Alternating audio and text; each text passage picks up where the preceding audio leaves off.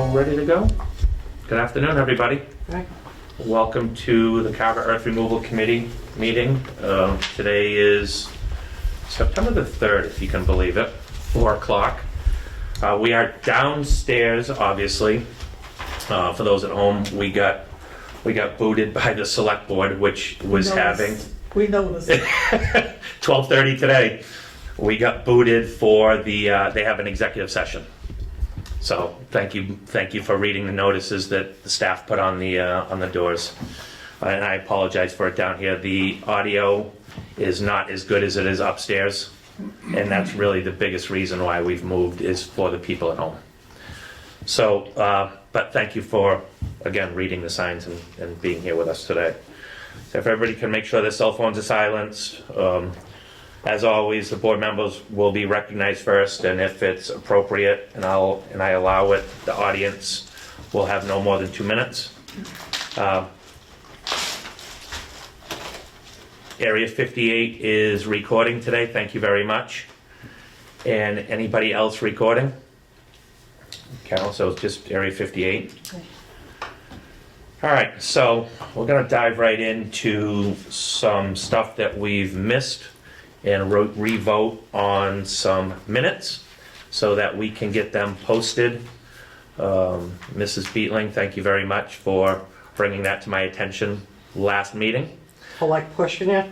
You're That- welcome. And that's okay, because if somebody doesn't say anything, we just don't know. Yeah. There are just certain things I take for granted, and I apologize, but thank you very much for bringing this to our You're welcome. attention. Anytime. So, Can we make one sweeping motion? No, you have to do it separate.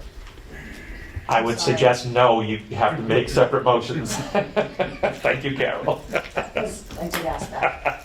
And sometimes we don't know, we can, but. Right. No. So this is gonna go back to April the 24th of 2024's minutes. I'd entertain a motion to approve as written. So moved. Second. Roger Can who second, Jeff? and John. Okay. So that's the April 24th. Any discussion on the April 24th minutes? All those in favor signify by saying aye. Aye. Any opposed? Any abstentions? It is unanimous.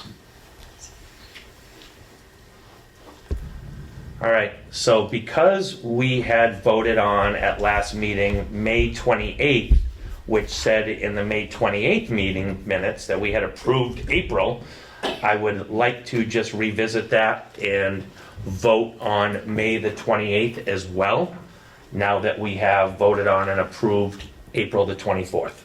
Anybody have a problem with doing that? No, I'll move the motion to accept the hours of 5:28. Second. So John moves, Roger second, on 5/28/24. Discussion? All those in favor signify by saying aye. Aye. Any opposed? Abstentions? Unanimous again, thank you. Okay, this is the problem with housekeeping. There is, again, just for clarity's sake, just to make sure everything is squared away and buttoned up. July the 2nd, we did vote on this last time. There is nothing that was changed, but just for clarity, I would like to vote on it again. All those no, I'll take a motion to approve July the 2nd of 2024. So moved. Roger, Second. John. Any further discussion? All those in favor signify by saying aye. Aye. Aye. Any opposed? Any abstentions? We are unanimous. Thank you. Now, thank you very much, everybody. It's tedious. We did bang through it pretty quickly, and I do appreciate that from all of you. So, because of all of this little back and forth, when I put my proposed agenda together, I neglected to include August. So, But sometimes you don't do, they say not to do more than 2 or 3 meetings at a time, minutes. and at this point, I'm happy that I missed it, to be honest with you. 3 meeting minutes, now that we've got everything in succession, They can be posted hopefully this afternoon. Yep. Carol will speak with Shelby upstairs. One of the two of them will post the meeting minutes. So we'll get that taken care of. At the next meeting in October, we will revisit the August meeting minutes, which we do not have in front of us. And then we'll do September and we'll be back on square one. Make sense to everybody? Okay. Well, pain in the neck, but we're there. So thank you all for your patience. All right, we went on two site walks on August the 24th of this year, 2024. We first started at the Rhodes property at 73 Tremont Street. And you were not with us, Mr. Ward? I was under the weather. Oh, we missed you for sure. Judy, you were with us? You want to give us just a quick synopsis, and I'm going to go right down the table from you, and the next one, I'll start at the other end. Okay. Okay? August 24th was a Saturday. We went to Great Cedar Cranberry with the Rhodes family. Jared Rhodes met us there. It was Scott, Mike, Roger, and myself. My first time at that site, so I didn't know what to expect or what it looked like before. And I guess they're constructing a 4-acre water hole. The road that goes around it, half of it was buffered by big rocks, so nobody could go in. They're still doing some work on, I want to say, I'm not sure by north, south, east, and west, looking there, but closer to Tremont Street, they still have to do some clearing of some of the marshland or the side of the water hole. And they will either have to close out their permit or come before the board for a renewal. They're not exactly sure when they're going to be able to complete their project. Thank you. Mike, anything to add to that? It's the fifth year of this application, and it ends in December, so they only have until December to button it up. If they don't finish in time, then they will file a new paperwork for a request for a new thing. Cool. Kevin, you were on vacation, so Yeah. we get to skip right over you for that one, and you probably would not have been at that site anyhow, based on our agreement that you're gonna work on things that are current and in front of you. Roger, you were there? I was, and I think the only thing I have to add to that is, and I don't have my notes, so I don't know the specifics, but I believe that they're overdue on some payments. They are. They acknowledged and said that they would take care of. So That's all correct. that, I thought we're good. Yep, okay. John had some family things to take care of that day, so as Judy had alluded to, it was just the four of us. It was a very good meeting, and for Judy to be there for the first time, there was a lot of inquisitive nature, which was fantastic. We did explain very, very clearly to Mr. Rhodes that it is the end. This year, it is late December. They will either A, come in front of us to close with an as-built plan, or they will come in front of us with an engineered drawing to resubmit to us to vote on an extension, if you will, or a new permit is what it would be. It would be a whole new permit. So they are very well aware of that. The parts that are done are really nice. As Judy indicated, there was some boulders along the side, and they have been doing it. It's just clean and neat. They've just been doing a nice job. That said, they have not paid their dues. We did bring that to their attention. He did know it. He thought that there was a form that got sent out to all the applicants. Told him that was wrong, and that they will in fact be paying us. If they haven't already, they will be paying us soon. So they've got track of all their loads. It's not a very active pit anyway. So we'll get that all taken care of and buttoned up here. Too sweet. So that was the 73 Tremont Street site for the Rhodes family. Anybody have anything further to add? I know you've been there a bunch of times, Mr. Ward. It does look good. Jared was there, Matt was not, which is fine. Jared's the site supervisor there anyway, so. And John, you've been there as well, so. We went from there, that, by the way, that meeting lasted about 30, 35 minutes. So a question, they haven't sent any reports in. They have not. Okay, so the reports are what we're basing our financials on. Correct. Yeah. Yeah, they had not. We noticed it on the long sheet. They didn't have truck logs because they're not just like blank ones that like go for them. So like he did ask for them and then they were emailed. Yep. So he has emailed everything in? I sent the truck logs to him, so he finally has them, so we'll have to give him a little bit of time. Yeah. That was last week. Okay, good. So he was on it like he was promised. asking too, really. he which is was. good. I really think they were planning on sending it in. Like I said, for some weird reason, there was a miscommunication there, that they thought we mailed things out. So we've got that squared away, and I'm very glad we're talking about it, so anybody that does watch this on television can make sure that they know that this is something that's on them, it's not on us to make sure. Has there been any other history of non-payment throughout the length of this permit or any of their other active I permits? don't think so. Not to the best of my knowledge, but I've only been here for a short time, so. So we I did, don't think so, John. I don't I even, think they've been very up to date and doing things. That's why I wondered. Thank you. Right. yeah, I think, it was a blip, and with any luck, we won't have another one. So we went down the street to the new Pontiff project. Kevin had been there previously, which you reported out a couple of months ago. It was our first time there after our initial site visit. So we wanted to get back. They've been working at it for almost a quarter or so now. Again, John, you were not with us. Roger, you want to start? Yeah, I think overall, the roadway looked fabulous. It looked like they had recently watered it. And then coming in, one of the sloping they did look beautiful, and it looks like they're seeding as they're going. So I thought the progress was good, and it's just a nice job. Mike?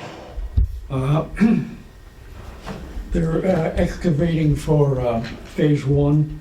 They plan on building a cranberry bog when it's completed. The site is well maintained. They're taking 50 truckloads per day, 6 days a week. That's 5 days, full-time Monday through Friday, and a half day on Saturday. There's a protective barrier at the existing cranberry bogs. The road is double wide, and they are watering the road. Let's see. And the site is clean and it's up to date. There are no problems with the existing exiting or entering on the roadway at Tremont Street. Thank you. Judy? Everything Mike said was covered it all.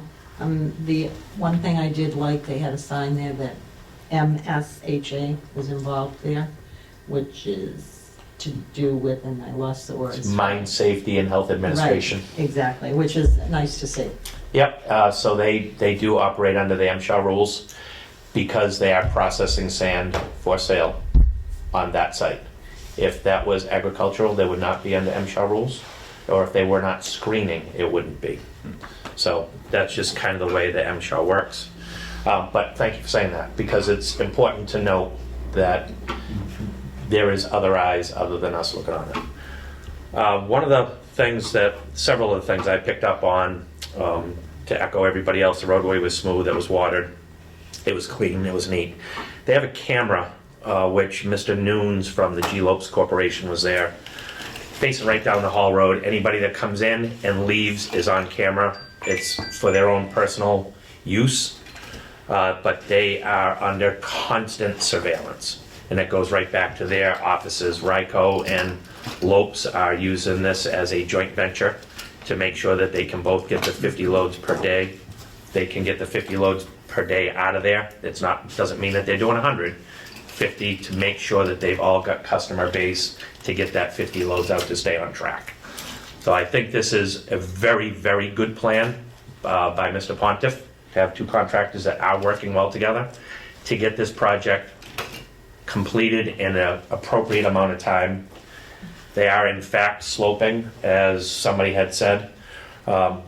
Anything that's opened up before winter, they tell me will be sloped, loamed and seeded.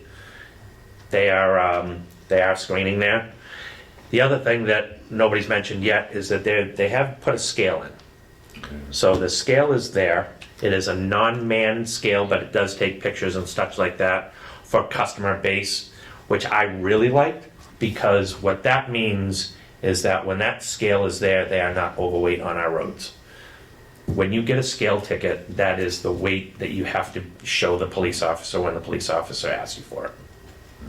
This is not random, it is a certified weight ticket, which I really, really like the idea. And I think going forward, I know that other applicants and other pits have scales for this very same reason, but the protection of the town roads to me is very important, and using that scale for that works. It's a very large project. It needs to be a large project in order to make that type of thing viable, and that's what they've been doing. So, overall, again, Mr. Nunes was there. He was very polite. He answered every single question that anybody did ask, which was spectacular.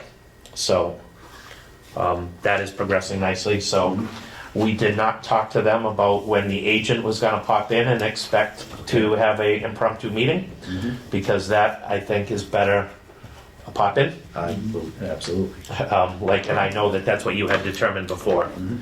So the idea of the board going out and seeing it for the first pass after they've started, and now we'll just look to your guidance along the way. So, toward that end, you've all been there. For me to go in 2 or 3 weeks probably doesn't make any sense. So, toward that end, what would be the pleasure of the board? My thought would be, maybe just before winter, get through the fall. Because these things don't change drastically They don't. in a week or a month or 2 months. But before the winter sets in, thinking maybe, mid-November is what I would target as a time to go in and just do an impromptu site visit and report back. And I'm going to defer to your time frame. Okay. And for us to go, it is in fact a scheduled site visit. Mhm. So any of the applicants have the time to tidy up, clean up. The pop-ins work. Yep. They knew over a week in advance that we were coming. I would suggest, just as a matter of courtesy, you give them 24 hours when you want to have some higher ups on site. I wouldn't give them 48, Right. to be honest with you. Yeah. So at that point, I'm sorry. in my thought is that if you give them 24 hours, that'll give the higher up the opportunity to be there, the engineer, the lawyer, whatever it happens to be that they want there, or whatever you want to meet with. But giving them a time frame, I think if we do something impromptu works. And that doesn't mean that I wouldn't just take a ride through. Perfect. You know what I mean? In other words, when I said like mid-November, what I meant by that was that would be kind of a more formal meeting. Sure. Where I call them, 24 hours in advance and say, I'm gonna be swinging through and I'd like to, make sure the foreman is there. Yep. Unless, I'm thinking out loud, but unless there was a problem that needed to be addressed and I thought that it needed to have the engineer there, Okay. then I would ask that. But generally speaking, if it's myself, a set of plans, which I have, and the foreman for the site, that's more than enough. But again, to emphasize, that doesn't mean that I'm not going to, every once in a while, just take a ride through. Yeah, I think all of that And is, everybody waves at me. they don't tell you you're number one. No, they don't. The fact of the matter is, I'm not looking to catch anybody. Yeah, right. And that's not what this is all about. What this is truly to do is just to see how the pit operates. This is not something that is about, we're gonna sneak up on you and we're gonna catch you doing something bad. That's not really what this is. I don't believe that that's gonna happen. There is a lot at stake for these folks. They wanna do it right. But it doesn't hurt to have that in the back of their mind that somebody can drive through here. and then- Absolutely correct. Or that might be how you encourage them to keep up their seeding and sloping and that. That's right, yeah. Yep. So again, The I'll last, not to interrupt, but the last meeting, I had also said that if, as a result of your meetings on the 24th, that you saw some things that needed to be addressed, then I probably would have been going there, you know, Sure. in a month or so. But that being said, I think November is fine, and then the impromptu, just drive-throughs being done on, not a regular basis, but somewhat regular basis. Perfect. And I think all of that is wildly appropriate. These pits, a lot of them cannot be seen from the road like you can a typical house lot or something like that. Oh, yeah. So it's something that I think, and I'm certain that the applicants, all of them, would probably encourage that because, again, I believe that they're all doing everything to the best of their ability. Yep. And it's not like we're looking to catch somebody with doing something backhand. I mean, I would like to catch somebody doing something backhanded if in fact they were, but I don't believe that they are. Yep. They know what's at stake here. Any other comments on the two site visits, even from those of you that were not with us? Cool. So that takes care of that, the discussion on the 24th. Mrs. Beatling, I'm going to give you a little bit of time here. If looked like you had something you wanted to say. No, I thought that 48 hours was quite a bit of time Yep. to give them fair warning. I mean, everybody's on the up and up. What's wrong with giving them the warning the night before? And again, it's just a scheduling thing for. Yeah, but a pop in. Yep, I mean, he can pop in whatever time, he can. you know? And That's me. Mrs. Pratt? I have a question. Sure. As you were talking, how long is the project supposed to go for this? So these are about, this particular Pontiff project is 5 phases. Should take them about a year per phase. Now, this isn't the one where they had 4 or 5 bogs. Yes, it is. Oh, okay. Yep. Okay. So we're starting at phase 1. Right now, they're taking the hill down. They're starting to slope. There has been no construction of a cranberry bog as of yet because they are literally still squeezed in there for space. Thank you. You're welcome. Okay. Good. So, keeping with the site visit theme, I'm going to suggest that September the 21st is a Saturday, 8 o'clock in the morning. I'm thinking, and the reason why I'm thinking the succession that we're doing is because I look at the long sheet, I look at our last site visits, and I'm going back in sequential order of when we visited all these sites last. So the next one I'm thinking is Eric and Elaine Weston at 8 o'clock. And then over to, at about 8:45 to Fuller Street for Johnson Cranberries. Yeah, that works for me on the 21st. So September 21st, 8 o'clock, it's a Saturday, I think, if I didn't screw that up too. That's probably not an excuse, Daz. It is. It's a Saturday? Good, thank you. I think, just because I think I'm doing it right and looking doesn't mean it always works that way. On the street, So, Yes. permit 92. For Eric? Yeah. No, for Johnson. Cranberries. Oh, for John. Oh, that's a good question. I don't know the answer to that. I'm just making sure. Yeah, it's Sure. going off Fuller Street. Yeah, the Fuller Street project, is it number 8 or number 9 on our long list? I just put that it was the 8 that we were doing. It's 8 Fuller Street. Yeah.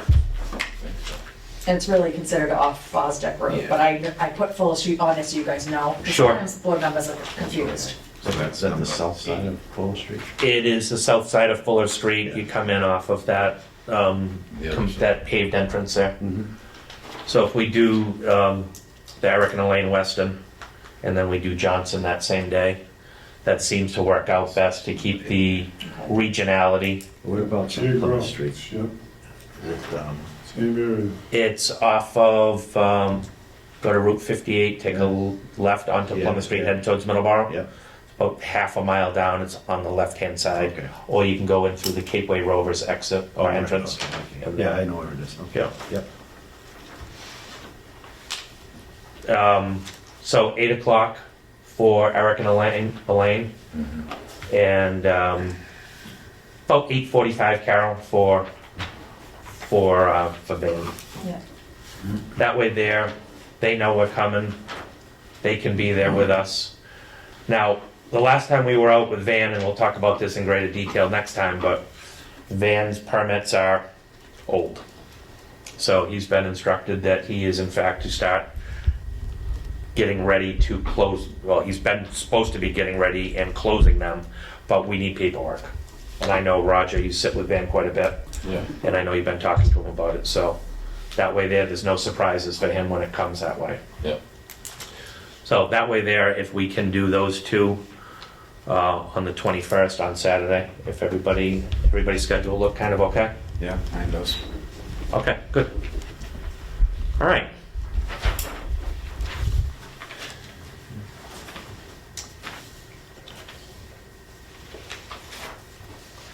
I had something else in the back of my mind that I wanted to talk about the site visits, and it's gone, so maybe it'll pop up later.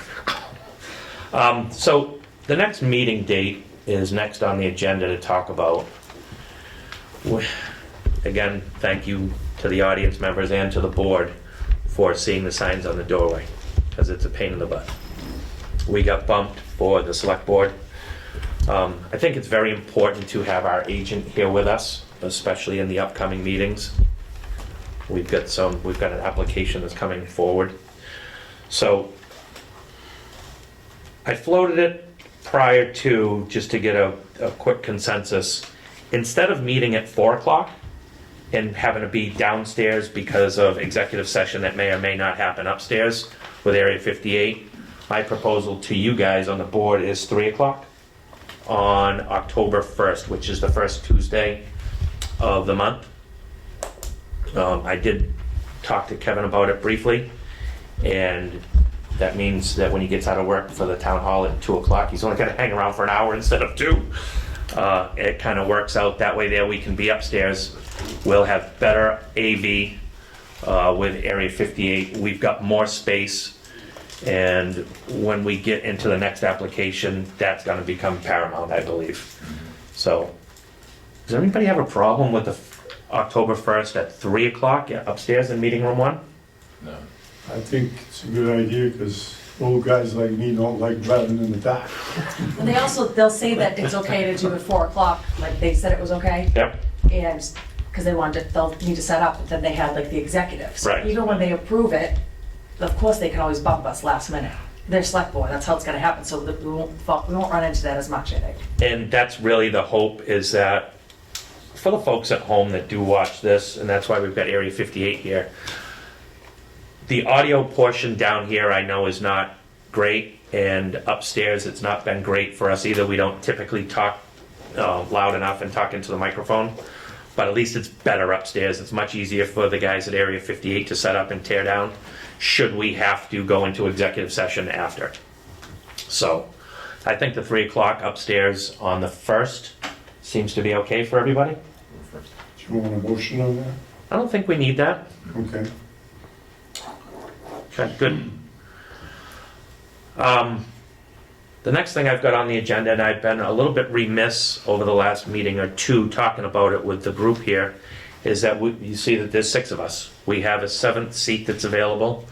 I'm going to encourage everybody to submit an application upstairs at the select board office. It's a select board, it was a board of health seat, I believe, that Mr. Bentley had. That's right. Yeah. But the application can get submitted upstairs with the select board.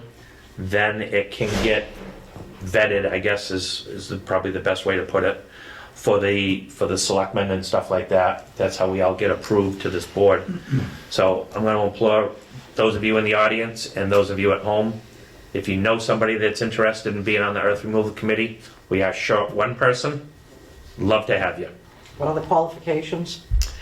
Unfortunately, that's really not for me to decide. You have to be from Carver. That is, I think that is the only qualification. I think you have to meet a minimum age. I think you have to be, I know you have to be a Carver resident. And then you have to be participatory.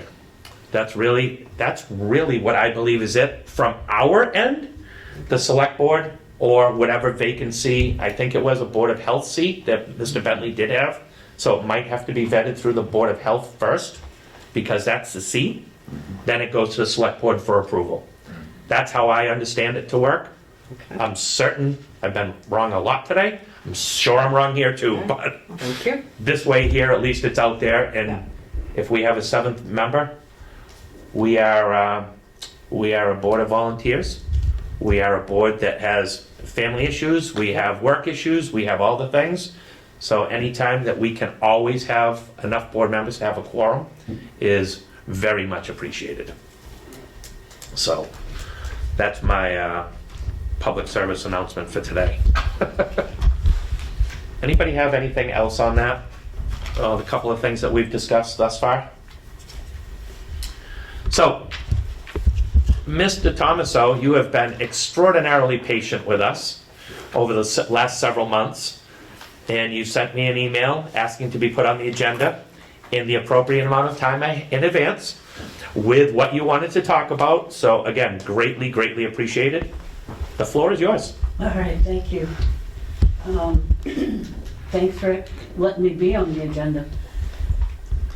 I'm looking for transparency on the truck counts, which I have brought up many times. I did put a public information request. You might know this off the tops of your head, or one of those spreadsheets, I don't know. I hasn't been enough time for the request for public information to process, but I'd like to know the number of permits that are open for sand mining and what the truck counts are. I had occasion to get very lost a week ago in the northern Carver, Middleborough area. And coming back from Middleborough, going into Carver, I believe it was through the Western Town Forest, before you turn over into Carver on Purchase Street.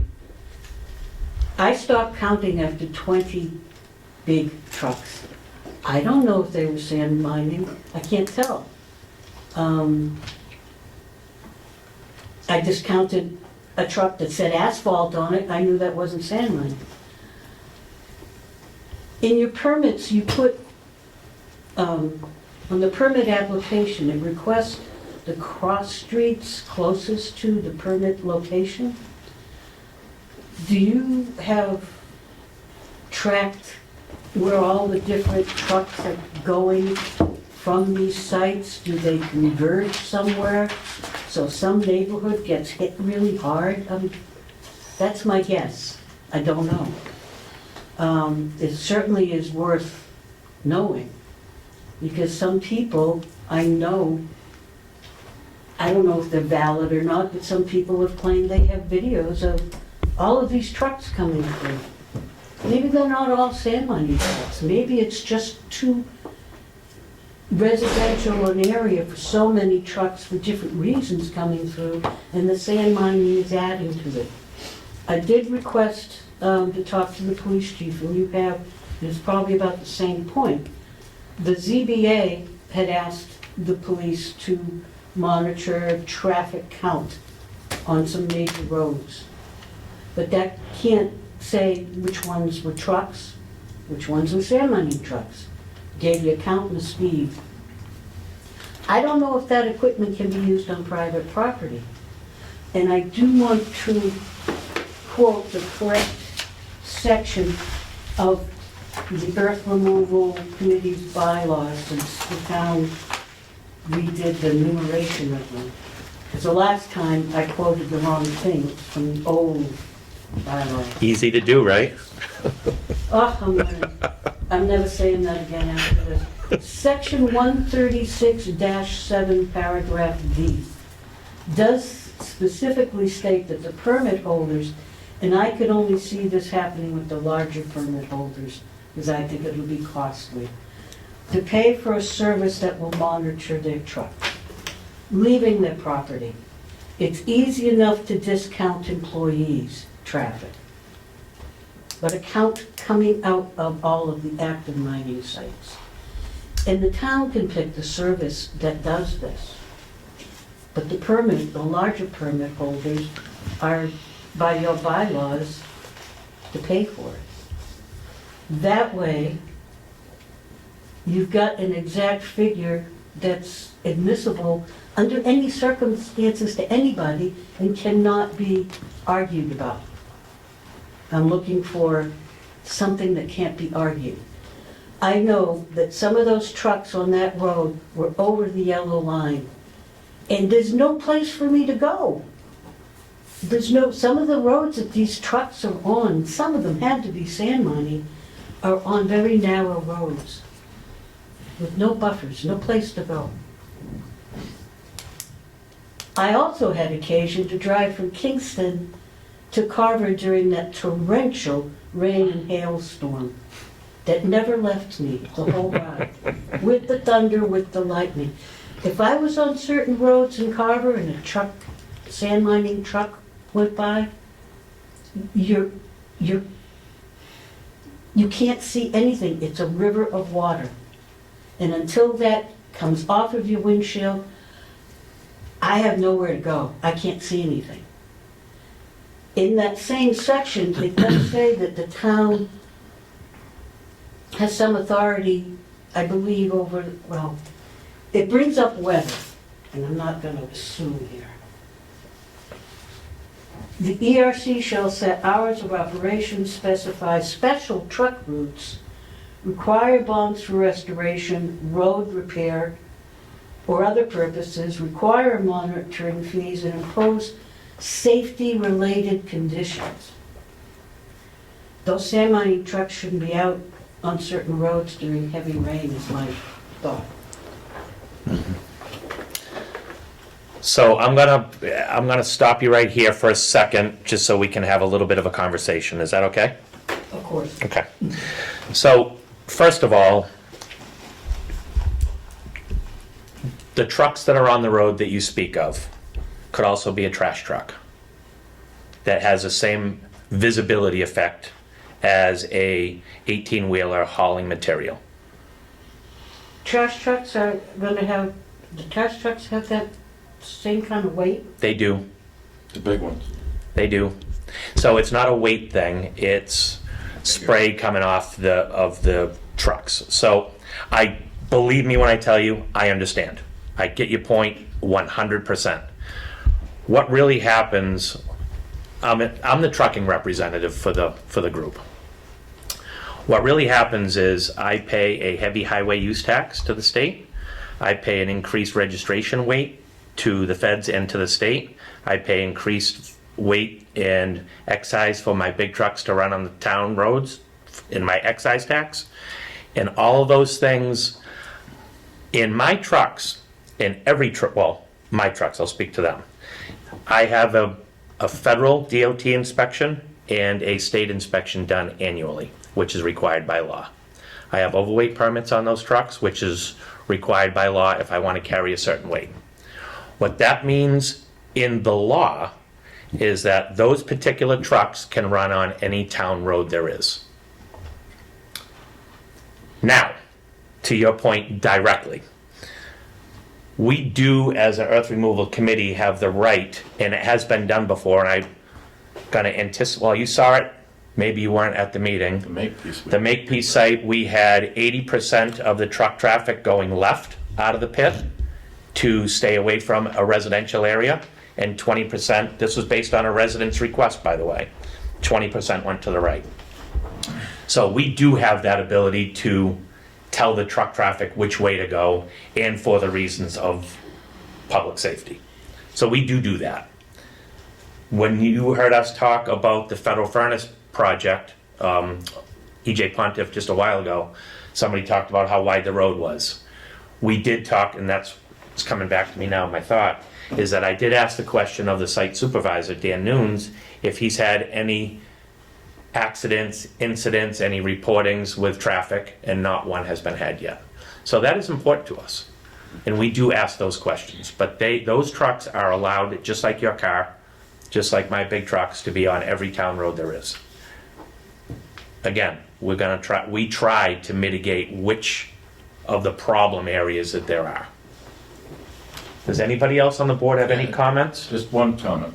I think you coming forward and looking for transparency is something we can do a better job at providing, but not only for you, but for ourselves. I think the processes and procedures here are somewhat rudimentary and need some updating. So when you're talking about cameras and looking at truck counts and things, right now, the honest truth is it's the honor system.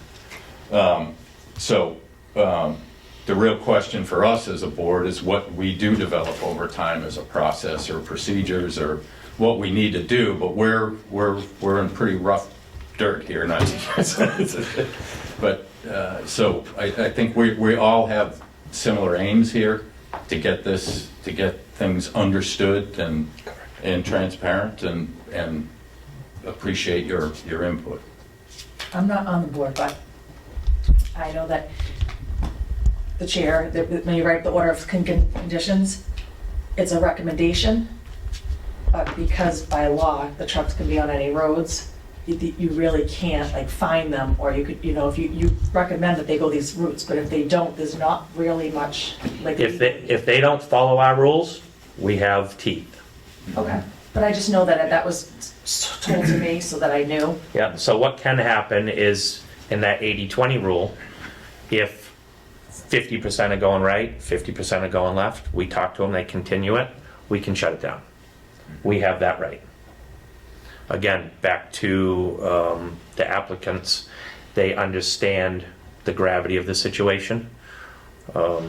With what's happened in the last year and a half to 2 years, there is a lot of eyeballs on an earth removal project. It's a good thing. It's really a good thing because it brings up this transparency. I told you before we started the meeting that I did talk to the chief of police today, and he and I spent 12 minutes on the phone. My biggest question, because I assumed that that's what you were going to ask today, was it okay with them, and is this something he's ever done before, is put a camera up? And his answer was, they have. They put up the speed limit signs. They do in fact, car and truck counts. They do speed. They don't determine which truck it is or which car it is. It's just a vehicle going X speed.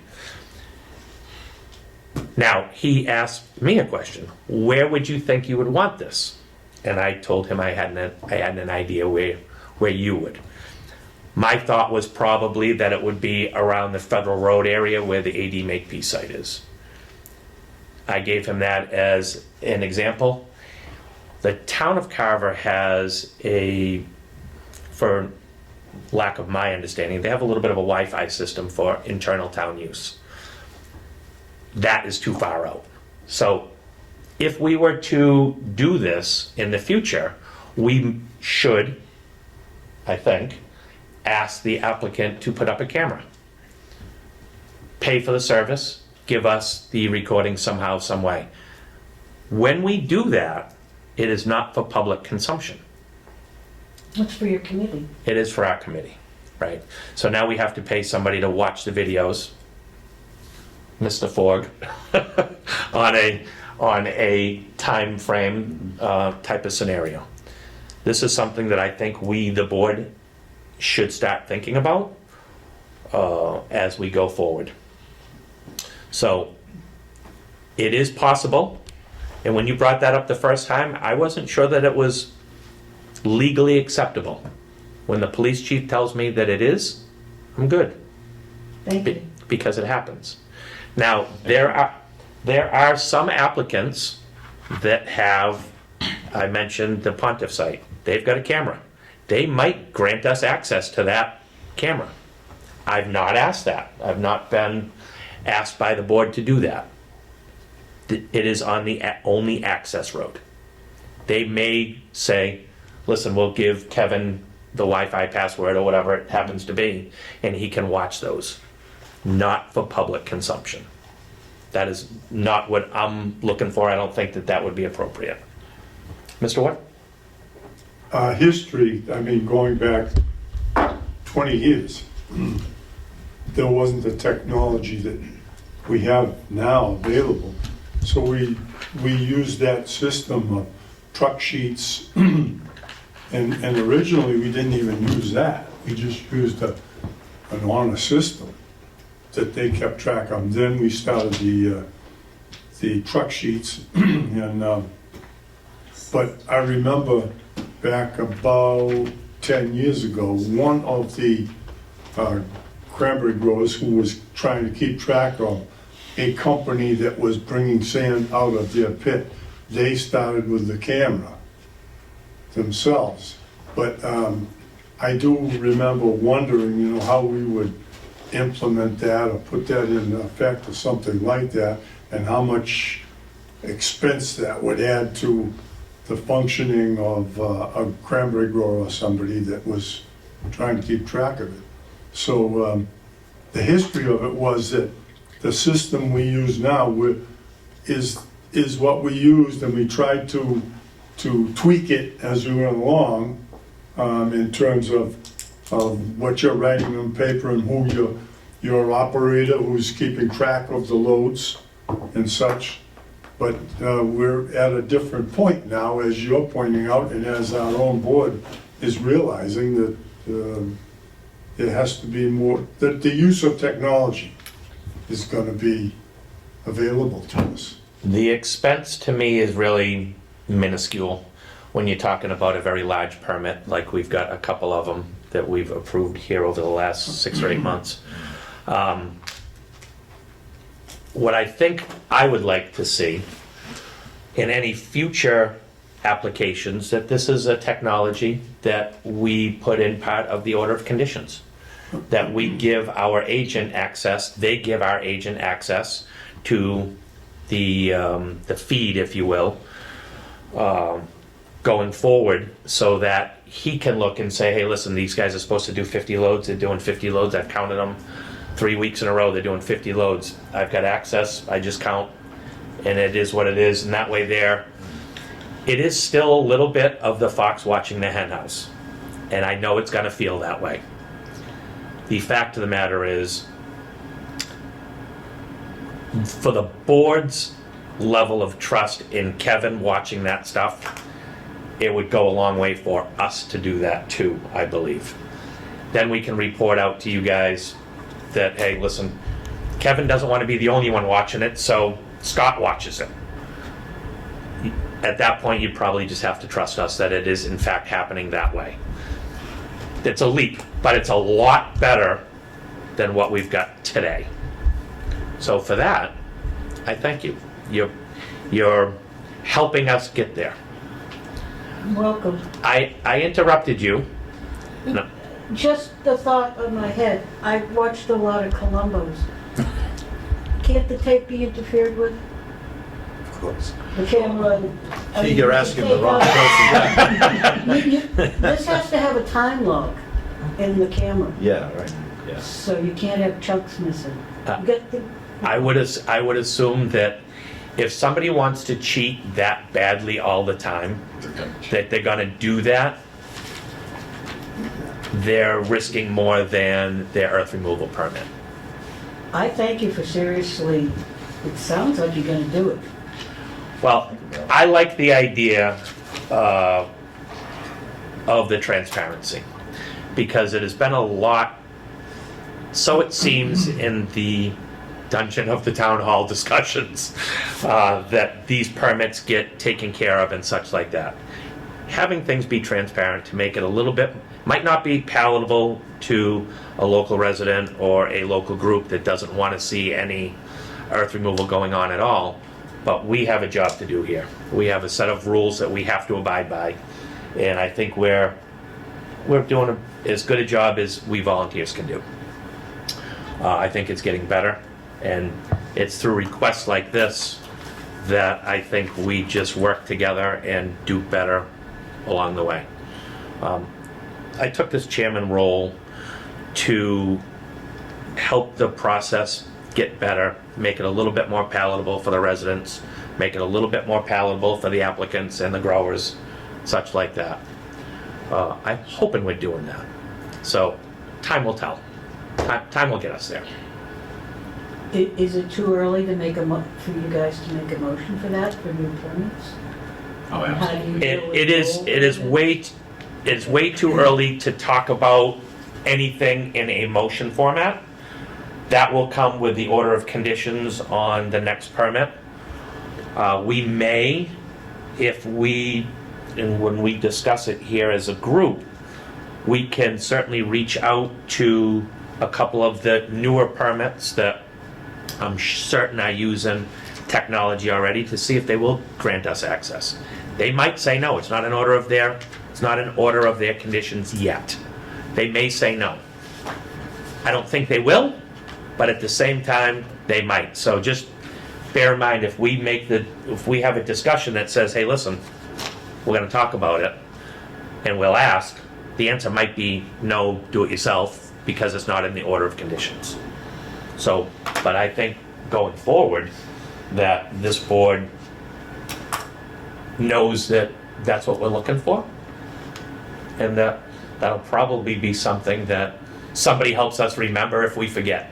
Yeah, You would probably have to have a threshold level, so like, if you have a small earth removal project, in other words, at a certain point, and this is just for discussion. Sure. At a certain point, you get to understand that there's going to be enough removal, that it's a large enough project to warrant having that traffic count. Right? So, I don't know what that number's gonna be, but it's something that the board's gonna have to discuss. And I would agree with you, and I think, like any of the other things we've chatted about in the past, I think it's gonna be on a case-by-case, application-by-application basis. Hold on, Mr. Ward. Judy, you had something? I have two questions. One of them is, if it warrants a look at their cameras, can you make them, have you look at them? If there was something, a reason that you needed to look at the cameras, do you supersede that order to, you know what I'm saying? To actually- I understand what you're saying, and no, we do not have that authority. Okay. Because it's their camera, their gear. If they did anything with the gear that they currently have and use, and they granted us access, that's one thing. If they deny access, that's completely their prerogative to do. Well, I just had to straighten this out a little. I'm not getting into a whole bunch of old history, but the problems that have come in the past have been mostly because the rules and the bylaws have not been followed. That is correct. And that's where all this trouble has come from. We're not saying, oh, we're against this cranberry grows, or we're against this, or we're against that. But when the rules don't get followed, or the bylaws, that's when we start having problems, serious problems. And I understand. And dare I say, I agree with you. Again, we have a certain set of rules that we can only abide by as an earth removal committee. When we don't police and follow our own rules, that's our fault. But I'm talking about any board in general, not just... Agreed. I can only talk about this one. So you're exactly right. When we have things that we don't follow, I call it low-hanging fruit, right? So the last thing this board wants is to have any low-hanging fruit out there that we can be picked apart because of. You saw several meetings ago, we had one of the bylaws that we weren't doing, which was a paperwork request from growers. If they were doing anything else, they would submit it to us. That was in the bylaw. Now we're doing it. So there are certain things that we do that we're a victim of our own volunteerism, if you will, sometimes. That everybody's a working person and we have other things to do. What I will tell you is I think you've seen a commitment from this board and this group, staff included, that says we're listening. And because we're listening, we're willing to do things that maybe hadn't been done in the past, and maybe a new idea comes about that we listen to, we take the advice, we take the counsel, if you will, and then we make an action due to it. I do appreciate Ms. DeTomaso's way of doing it. It makes a difference when you come at it the way you have. And that goes back to the old phrase, you get more flies with honey than you do with vinegar, right? Thank you for letting us speak. It makes all the sense in the world. When we're not arguing back and forth like has happened in the past, it's a conversation. Nobody shuts down. People's ears open up, their mouths close. We listen to one another. It's important. It is important. And you've got a perfect representative of exactly how to go about something and institute a change in the board. So for that, again, nice job. I'm glad to be part of the process. And as are we. I'm not going to guarantee you're going to like what comes out of it. That is a very true statement. But what I think there needs to happen here is the board needs to have a discussion about going forward. And if it works going forward, maybe we see one of the big applicants and see if they want to grant us access. Again, this is their information. Yes, go ahead. What type of camera are you talking about that they have? What? So it's a real-time camera that they have that reports only back to them, that it records it onto a thumb drive, if you will. You mean like more like a Like a video trail recording camera device, type right? of thing, or what? It is like a trail camera, Okay. but much more sophisticated than that. Okay, Because what you can see with those is license plates, that type of thing. The clarity is Okay. not just 8 or 9 points on a buck. all right, thanks. John, were you trying to say something? Yeah, if you don't mind. Yeah, no, absolutely. Just through the conversation and stuff, and, through my short term here, first and foremost, as far as following bylaws and stuff goes, I have a great appreciation for the organization that Chairman Haniel has brought to the process here, and I'd like to think that those of you that have been participating regularly are seeing that effort, because we're really trying to button things up and get rid of some of that low-hanging fruit that you guys were absolutely right about. With that being said, historically, Mr. Ward and Harrison can speak to it, but there's been projects where access to the street through the property's owner has been denied because it wasn't safe enough to do so.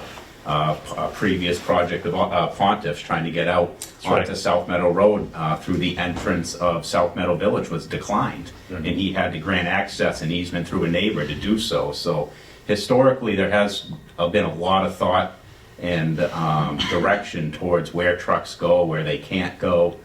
And then as far as cameras go, it's also not the first time that we brought this up.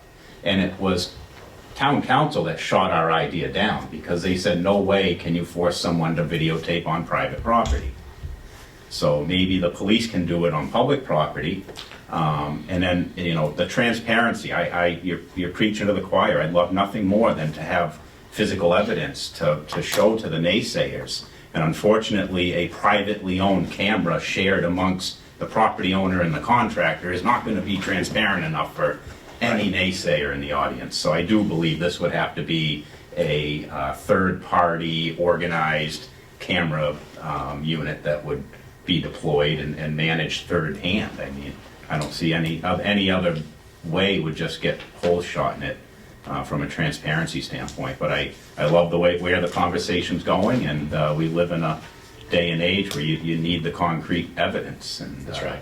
I will just add that, no offense to dirt guys, but nobody polices dirt guys like other dirt guys. And I mean it. If there's a guy starting up early or running an extra truck a day, another truck guy is the first one to patrol it. They do a great job of patrolling each other, and that's the honesty of it. No offense to any of you, but that's all. I appreciate the conversation and the approach, as Scott mentioned, and good conversation. So thank you. And that's been getting more along the way that guys are helping one another be better. It's gotten a lot better over the last couple of years because of all the attention we've received. And to be quite honest with you, everybody does know the gravity of the situation, and because of that, there is gonna be a miscue, and that's really what it boils down to. It's not a flagrant thing. There is going to be a misstep. It's just gonna happen, because son of a gun, was still human. Everybody's trying. I think what's happening now with earth removal especially is that people know the consequences of bad actors, so we're gonna weed through some of those bad apples. And that's important. That is important to keep this process as transparent and as alive as these people all want it, and as we do, obviously. The one thing I will add is, just as discussion here, when we're looking, if we get a camera and we go down this path, the one thing that's going to be the most intricate part of it is deciphering which truckload of material goes from farm to farm, commonly owned farm, which is agriculturally exempt, or out for sale. So that counting gets very, very convoluted. So there might be a day that a grower is renovating a bog, and he's running material from pit A to bog B that he is common ownership, which is perfectly legal. That is outside of our purview, outside of the 30, 40, 50 loads a day that we give. So when it comes to that transparency, what we're gonna have to be very cautious of when we're counting trucks is to know how many truckloads went to bog A or bog B or site, whatever it happens to be. So there's always the fly in the ointment, if you will. It's not as always as easy and or as cut and dried as it would seem to be. Trucks are not trucks, if you will. And that's unfortunate. But that's not an insurmountable problem. It's just a piece of information for everybody. And we've had conversations around that topic too, Scott, and we've talked about different colored placards that we could put on trucks that were, going for ag versus commercial to help differentiate them. So there's ways around stuff like that. Anybody else have anything to add to the conversation? I had stepped on you before. Is there anything else that you had for us? No, I like what John Mason said about, and maybe I didn't stress it, but I thought the town should pick the monitoring company and the permit holder pay for it. It's the only way to a third party. Again, And they can watch the tapes and give you a count. well, if they're gonna pay for it, right? So I would think that they'd be allowed access to that as the board would be, but again, at that point, we'd have to get a real legal opinion on this. Yeah. But I would suggest that would stay in-house. It would not be publicly broadcast for anybody to see. It's something that we need to work through. Okay. Anybody have anything else on this topic? Again, I honestly, God, I can't thank you enough. Yeah. I feel like I got a gold star. There you go. I don't give those out very frequently, so. Like a proper. Mr. Ford, do you have anything to add to our discussion? Just a little bit. At the last meeting, there was some discussion relative to a study group, for lack of Sure. calling it anything different, regarding the thought that the board may be able to increase or allow an increase in loads for agricultural projects. I promised that I would reach out or poll some members of the board. I do have some volunteers. Good. I've also reached out to Chief Dufley, and he's willing to meet with us at any time.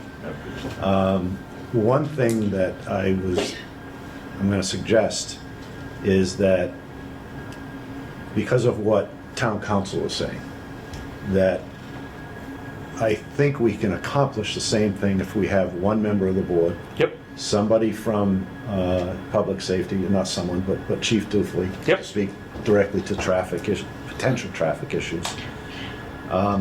I've reached out, this was a suggestion of one of the board members, to reach out to triple CGA Oh, perfect. to get some, because I'm sure, you know, that organization has probably heard some of the problems that arise from growers not being able to rehabilitate their bogs in a way that meets their time frame, which is, I think, the reason why all this discussion is taking place to begin with. And then the other thought I had was, to kind of round the committee out, is to reach out to a grower or two that has gone through that process and run into the problems of timely, timely. I mean, you had mentioned at one time that you were doing a bog, but have somebody like that on the committee to speak directly to what frustrations they had in terms of getting enough loads to keep their project going. So, you know, if you have a member of the earth removal committee, a grower that's gone through the process, again, public safety, maybe somebody from triple CGA. If we do that, that is just simply a group. And in my estimation, and we can confirm this with town council, that would not require every time that we meet that we create an agenda and keep minutes. Okay. So, That would be kind of a work group. So town council has suggested that it's a staff meeting. even with one committee member. So one committee member, Kevin, safety, potentially Brian Wick from Growers Association. I don't know that I'd add a grower to it. Okay. Because if you add a grower to it, you should add a regular resident to it, and then it becomes Yeah. it becomes unwieldy. Yep. So if you have 2 or 3 people, I would call it a staff meeting, just so you can bring the information back Sure. to the board, and then not have posting requirements, the agenda, the minutes, the whole 9 yards, which really turns it into a problem. So what we're trying to do here is, I don't know about any of you guys in the audience, in my opinion and in my experience, the larger the group gets, the worse, the harder it gets to make any type of decision. So if we have a small staff meeting and they bring some ideas to the full board for open meeting discussion, because they're not going to make any decisions, they're just gonna kind of throw some stuff at the wall and see what they think sticks a little bit. Bring it to the full committee with an agenda, with minutes, the whole 9 yards. I think that's really the way to go, in my opinion.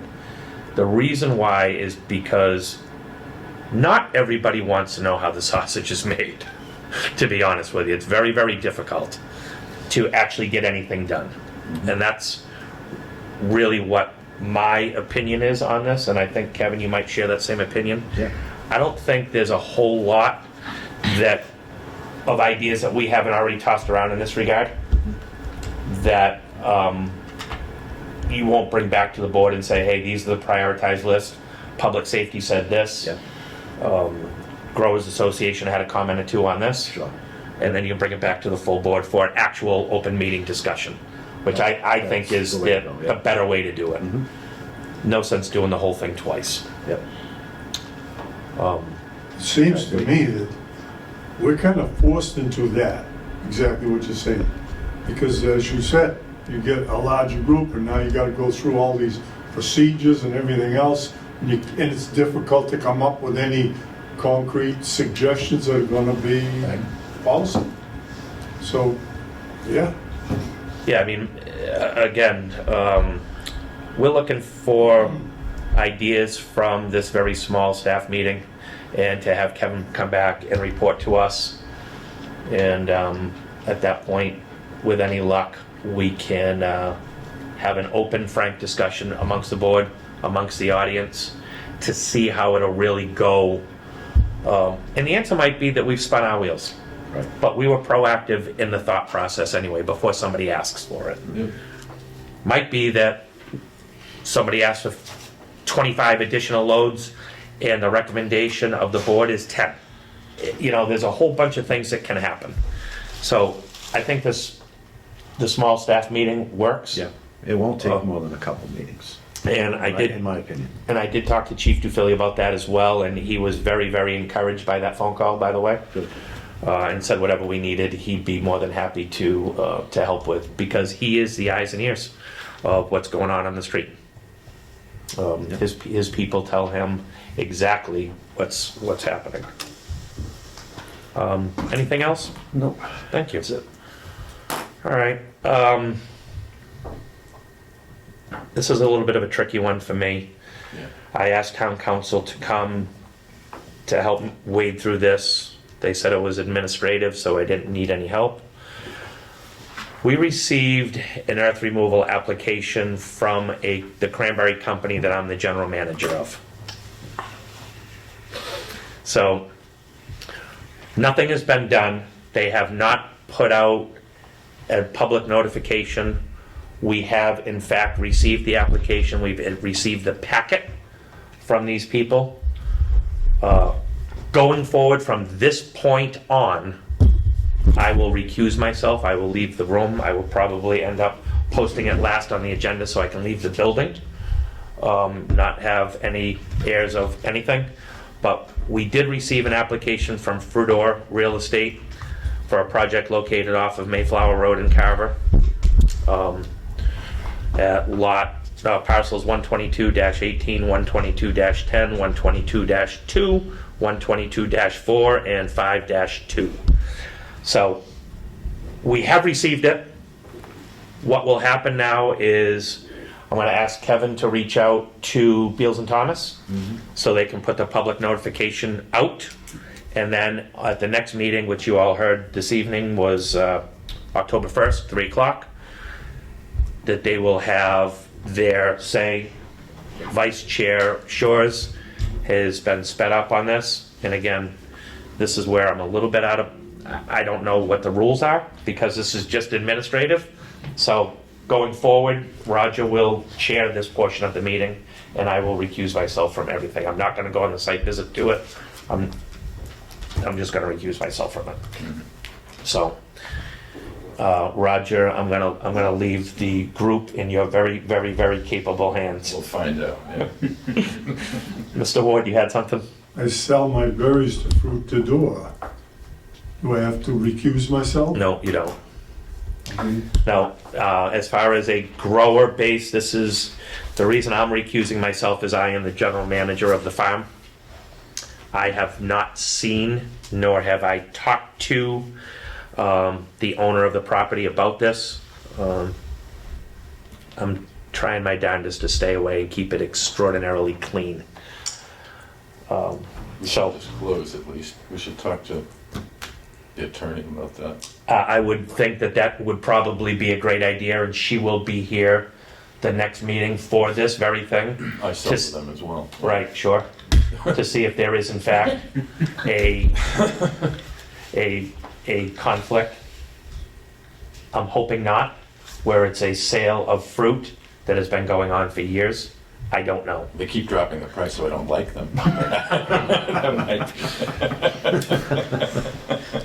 I don't know. The fact of the matter is that's not something I can answer the question to, because I just don't know, or I Yeah, would. I think we should. I would think that town council will certainly be the people to talk to about that. You should ask right away. Yeah, we They, can do that. they are in fact, We haven't posted the agenda for the next meeting yet. so Right. it'll be fun. they are in fact the second largest handler in the state. So there's a lot of growers that do sell fruit to them. So Frudor, for those of you at home that do not know, bought the Deacon's Cranberry Company. They bought the building and the receiving station, the processing plant in South Carver at 4 Old Forge Drive. So Frudor is a Quebec-owned company that bought Deacon's. So that's my full disclosure. So, I'm working on how to pronounce the name. you have to be a little bit more French than you and I are. Okay, so that said, does anybody have anything else from the board? Okay, Motion to adjourn? Yes, sir. Seconded. What time is it? We have to say that. 5:15. All those in favor of adjourning the meeting, signify by saying aye. Aye. Any opposed? I did, yeah, wrong. Any abstentions? Yeah, we have my. Thank you all very much. Yeah. Thank you to Area 58, and thank you for the wonderful audience participation today.